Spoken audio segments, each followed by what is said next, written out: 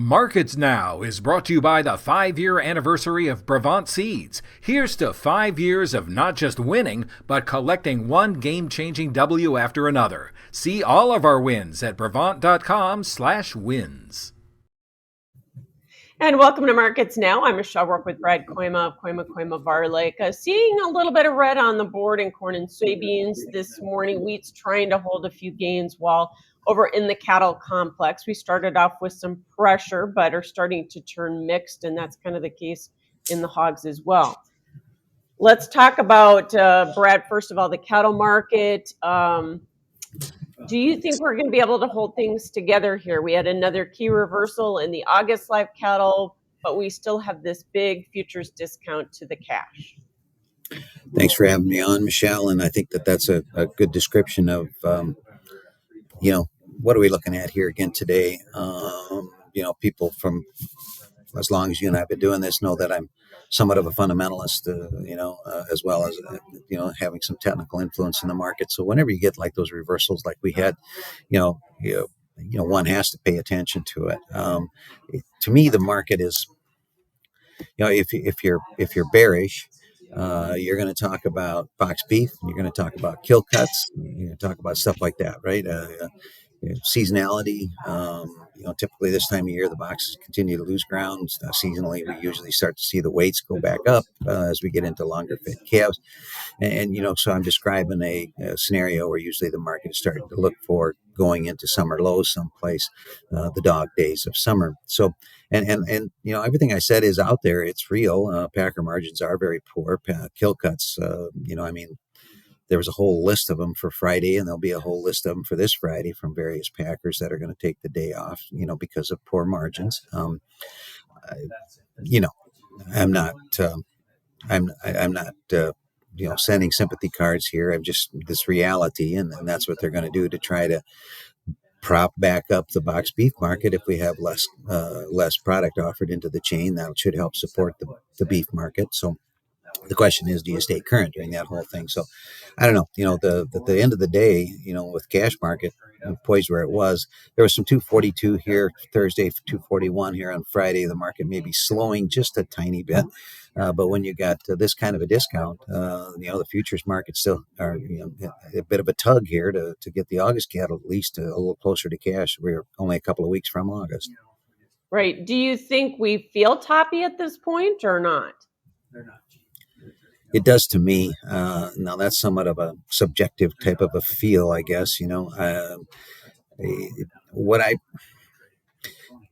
don't have the answer to this, but I'll just be really candid. What I'm trying to figure out is, are we killing the available supply or not? If I look around here, here is Northwest Iowa, by the way. We are extremely current. People can't wait to sell these cattle here. They make a lot of money, and that's what they're doing now. When I look at the regional weights, that's not what they're doing in Texas and Kansas. The regional weights there are, so far above what average is that you can't even imagine it. 40, 50 pound carcass weights above a year ago in Texas and Kansas for the most part. So there are places where the supply there also is very tight. Texas has had 7 consecutive months of record low placements because the border's closed and the screwworm thing.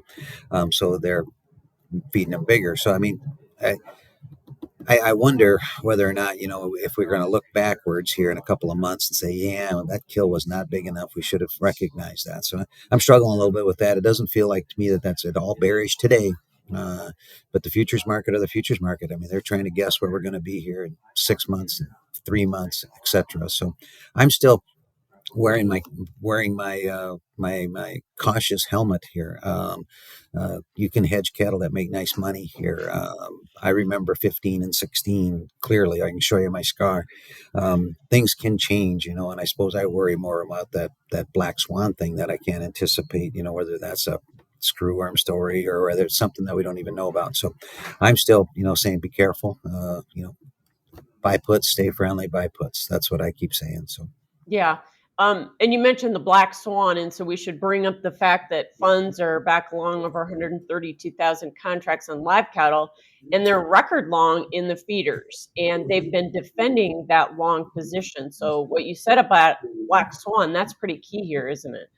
Yeah, certainly is. It freaks me out a little bit about the feeder cattle thing, actually. That's, the cattle market relative to most futures markets is a small market.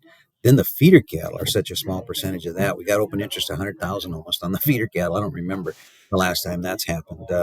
So, yeah, I don't want to be negative Nelly here by any means, but up on the stairs, down on the elevator, and things can change. Yes, the cash feeders are extremely strong. Crazy, in my opinion. Maybe a little bit of discipline there on that feeder market would make sense to me. But um, yeah, but that can change too. So, but right now, I mean, we're nice and current in the north and rolling along with a pretty good cash market and futures trading at a big discount. No doubt. Okay, do you have a cash call this week early on here, especially with what we just said about kill cuts and box beef, cooling off here a bit? Does that mean steady at best or what? I'll be unpopular and go exactly with that. I think steady at best. The Unless we maybe see these Packers gearing up a little more for the kill, but why would they with the kind of margins that they have? So I'm gonna hope I'm wrong, but I'm gonna go steady at best. And the heat that is predicted for the Southern Plains this week, will it have any impact on the market, do you think? I looked at those temperatures and stuff, and you're a journalist, but some of this, extreme heat. It's going to be 93 degrees here. Give me a summer when it hasn't been 93 degrees for a day. Um, yeah, it'll be a little bit warm. It might slow down the cattle there for a little while. They're not really equipped. I never know why they don't have shades and things like that, but they don't seem to. I would suppose that some of this beef on Holstein crosses. The last time it was hot down there, remember that a year before last, they experienced some trouble with those all black cattle that aren't really, bred for that environment. So it might slow things down a little bit, and it might make these guys a little more willing sellers of cattle that are fat. They might want to get them down the road before something like that happens. No doubt. Okay. Hog seeing a little pressure this morning. I think I said mixed early on, but we are seeing some pressure. Are we just running up into chart resistance here and seeing some profit taking, you think? That's how it looks to me. You had the big break, two legs down.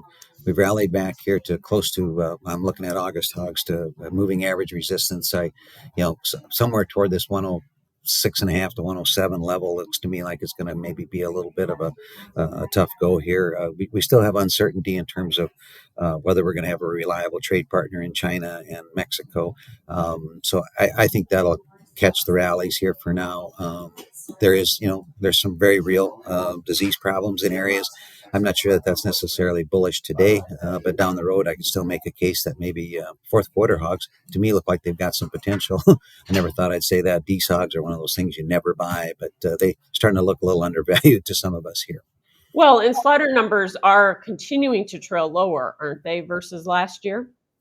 Yes, they are. It'd be nice if we could get this product to wake up just a little bit more, but Yeah. I think we'll get that too. So I'm not bared up to the nines by any means, especially with cattle prices the way they are. But after this kind of a quick rally, I would guess that the better chances that we'd soften just a mite. Okay. Well, cash and the lean hog index are a little bit higher coming in, so we'll see if we can maybe turn things around during this session. Okay, grains. We're down pretty hard in corn and soybeans. We do have a heat ridge building in, but we got some rains over the weekend. Is that what's pressuring the market, or is it the fact we couldn't take out these chart gap areas on Friday? I would guess that it's the reaction to pretty good rain across the Corn Belt. Some places may be excessive. I happened to drive through a little bit of that this weekend. Made a big loop through most of Iowa. I think crop conditions are so non-threatening. I mean, I don't know where this show exactly goes, but I'm 67 years old. I don't think the corn's ever looked this good in Iowa, ever, to give you an idea. And I farm, so the non-threatening weather, I think, is a deal. Yes, it's going to get warm, but there's chances of rain. Here we got chances of rain. I think 5 out of the next 7 days. So I don't know that 90 degrees is going to hurt a crop that's got that moist, that wet of feet. So I think that's part of it. Maybe a failure at that deal, but I I think this is a correction in a bear market. That's what we just had, and I think be a little careful on the beans too. The beans have been able to stay way off their lows. I'm not sure if that's totally going to work here. Yeah, if it was October 1, we could be talking about fall lows, but we're a long ways from, where you seasonally start to look for it. So I wish I was more fun to talk to, but I just feel like you got to be careful, be on the defensive here. Yeah, I've heard the OTT story. And if it really develops into something, I'll stay tuned. At this point, I think I'm going to chalk it up to every year there's some little anomalies that go on in some areas and some particular varieties or something like that. I personally don't think it's significant enough to be a market factor, but I will keep studying it. Okay, sounds good. Thanks so much, Brad Kooima with Kooima Varilek. That is Markets Now. You were right. You were right. You were right. Well, you were right. When you choose your seed brand, there's winning, and then there's... You were right. Should have gone with Brevant seeds. When you choose Brevant seeds, you don't just win. You get to be right. Don't just win. Win. Talk with your retailer or visit Brevant.com/win to get started.